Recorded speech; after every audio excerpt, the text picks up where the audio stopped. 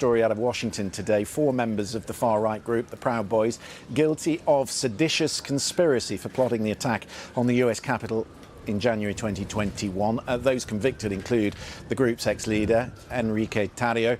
The convictions follow a trial lasting nearly 4 months as the US Justice Department pursues criminal charges against more than 1,000 people arising from the Capitol attack by supporters of then-President Donald Trump. Let's speak to my colleague Nomia Iqbal, who's been watching this in Washington for us. Seditious conspiracy. Explain to us, Nomia, what that is. This is an incredibly rare charge, but essentially what it means is treason.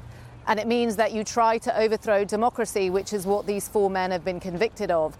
There were others that were convicted of seditious conspiracy last year, another far-right militia group called the Oath Keepers. But before January the 6th, I think it'd been decades before anybody had ever been charged with such a crime. In terms of the sentencing, it could carry up to 25 years in jail. So, yeah, pretty historic verdicts coming out of DC today.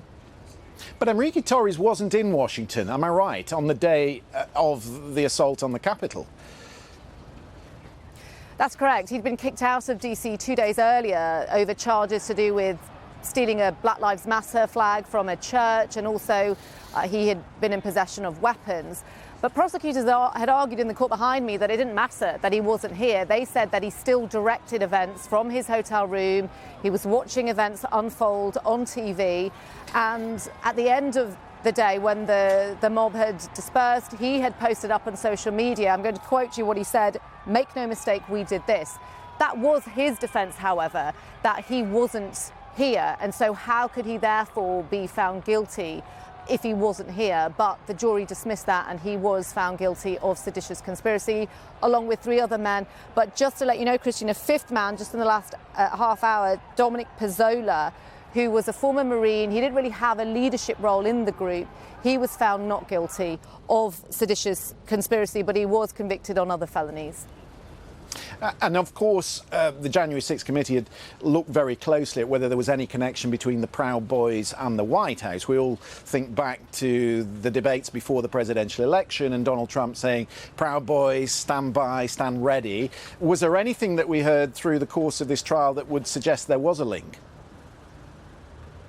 Well, the prosecution argued that. They said that when Donald Trump said that infamous line, "Stand back and stand by," even though Mr. Trump had said that that wasn't a call to the Proud Boys, prosecution said that they certainly took that as a call, the Proud Boys, that their membership shot up, and they saw themselves as foot soldiers who were determined to keep Donald Trump in power despite the fact that he clearly lost the presidential election.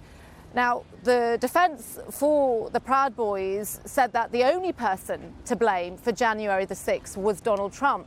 They said that it was his anger, his words, his motivation that caused the riots, and that it wasn't the fault of these men, which was rejected by the jury. And bear in mind that there are more than 1,000 cases to do with January the 6th still going through the courts. The Department of Justice will certainly see today's verdicts as a win. Of course, the big question is Donald Trump.